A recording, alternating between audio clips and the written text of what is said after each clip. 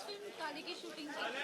सबसे पहले जानना चाहेंगे फिल्म के बारे में। फिल्म आधी कंप्लीट हो गई है, क्या कहना है फिल्म के बारे में ये कहना है कि ये फिल्म बहुत ही अच्छी फिल्म बन रही है। इसमें हमारे जो डायरेक्टर साहब हैं राम देवन जी, जो बहुत बड़े कोरियोग्राफर थे, और इतनी अच्छी फिल्म, इतनी टेक्निकल फिल्म, शॉट्स ऐसे ऐसे लिए जा रहे हैं जो करने में इतना आनंद आ रहा है कि उसको जब फिल्म आएगी तो उसके प्रति ज़्यादा ये मन में लालच आ चुका है कि ये फिल्म मेरे हिसाब से बहुत अच्छी फिल्म बन रही है, जिसको करके मैं बहुत खुश हूँ। कुछ दिन पहले जब मिले तो काफी गेटअप चेंज था, बाल बड़े थे, पेट वेट आगे था, एकदम स्लिम एंड ड्रीम, क्या कहना है? ये तो रूप है, बदलना पड़ता है, हमारे जो दर्शक हैं उनके लिए बदलना पड़ता है, क्योंकि अगर बदलेंगे नहीं तो वो हमें बदल के किसी और को ले आएंगे। तो पहले हम अपने अंदर के एक्टर को बदलते रहें, जितना नयापन लाएं, मेरे लिए भी अच्छा है, हमारे दर्शकों के लिए भी अच्छा है। क्योंकि अवधेश मिश्रा तो मैं हूँ, लेकिन जो कैरेक्टर्स है डिफरेंट डिफरेंट होने चाहिए, तो रूप बदलना मेरा काम भी है और हमारे दर्शकों की पसंद भी है, तो बदलता हूँ। प्राण साहब के बाद इस बार किस रूप में नजर आएंगे? ये एक कैरेक्टर है जो सूर्य प्रताप सिंह, जो बहुत रिच और बाहुबली आदमी है, बहुत क्रूर आदमी है, इससे किसी की हत्या करने में कोई संकोच नहीं होता है। और ये जो कैरेक्टर है मेरा, इसमें मेरी एक बहन होती है, उससे हीरो के जो छोटे भाई हैं, जो दूसरे हीरो हैं मनोज पांडे जी, उनको प्यार हो जाता है, जो मुझे कतई गंवारा नहीं है।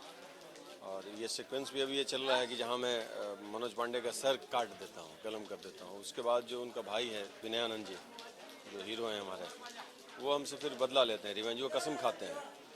मेरी बहन के गर्भ में उनका बच्चा है, तो वो कहते हैं कि ये बच्चा जिस दिन पैदा लिया उस दिन तेरी भी हत्या इसी तरह से गर्दन काट के करूँगा। और ये होता है कि फिल्म की जो पृष्ठभूमि जो है, जो बनाई गई है, जो हमारे राइटर ने लिखा है, मनोज टाइगर जी इसके डायलॉग्स राइटर है, जो हमारी इंडस्ट्री के बहुत बड़े कॉमेडियन हैं। तो ये टीम इतनी प्यारी बन चुकी है, ये टीम, और इतने सुलझे हुए तरीके से सब लोग इसमें इन्वॉल्व हो चुके हैं, जो शायद एक नहीं कह सकते हैं कि एक अच्छी चीज़ जब आनी होती है तो उसमें हर चीज़ संतुलित हो जाती है, तो इसमें भी हर चीज़ संतुलित हो जाती है। मैं भी जो कैरेक्टर प्ले कर रहा हूँ एकदम फिट हो जाता है। ये क्रूरता है जो शायद ऐसे नॉर्मली दिख नहीं रहा होगा, जो स्क्रीन पे बहुत क्रूरता दिखती है। विनय आनंद हीरो है जो बहुत इनोसेंट लगते हैं, एक चाय वाला है, वो चाय वाले लगते हैं, और जब वो बिगड़े हुए रूप में आते हैं तो वो बिगड़ा हुआ एकदम काली दिखते हैं, वो भयानक दिखते हैं। सब कैरेक्टर अपनी अपनी जगह पे फिट है, हर डायलॉग्स इतने अच्छे इसके लिखे गए हैं, डायरेक्शन इतना बढ़िया हो रहा है, गाने इतने अच्छे हैं। मिला जुला करके मैं कह सकता हूँ कि हमारे जीवन में अगर चंद फिल्मों को मैं गिनूं, उसमें एक ये फिल्म होगी काली। जैसे कि आपने जितनी भी फिल्में की काफी क्रूर नजर आई, तो रियल लाइफ में उसको रियल लाइफ में भी आप ऐसे ही हैं? नहीं रियल लाइफ में हर इंसान अच्छा होता है, और चूंकि मैं बुरे कर्म सिनेमा में करता हूँ तो रियल लाइफ में उतना ही अच्छा बनने की कोशिश करता हूँ, और अंदर से भी है वो अच्छाई है मेरे अंदर। अब पता नहीं कितना सफल हो पाता हूँ रियल लाइफ में एक अच्छे इंसान के रूप में। ये तो हमारे दोस्त, हमारे जो कलीग्स होंगे, हमारे जो जानने वाले होंगे, वही हमें पहचानते होंगे।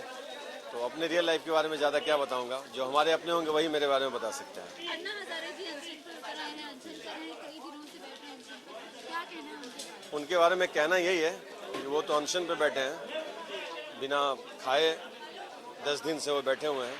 हम लोग निश्चित तौर पे खाना पीना खा रहे हैं, लेकिन मन तन भी उनके साथ जुड़ा हुआ है, और हम लोग भी जिस मुहिम में वो हैं, आज हमारा देश जिस भ्रष्टाचार के इस परिस्थिति से गुजर रहा है, बहुत बुरी स्थिति में है अभी हमारा देश। और जैसे हर युग में एक भगवान पैदा होते हैं, अवतरित होते हैं, जब पाप बहुत बढ़ जाता है तो एक भगवान का अवतार होता है। इस युग में भी पाप इस लेवल पर बढ़ चुका था कि एक अन्ना जी के रूप में एक भगवान धरती पर अवतरित हुए हैं, जो सही वक्त पे एक शांति प्रिय तरीके से अनशन करके उन्होंने ये साबित कर दिया कि देश में हर लोग कुंठित थे, और हर लोग के अंदर से एक आवाज़ थी जो शायद बाहर नहीं आ पा रही थी खुल के।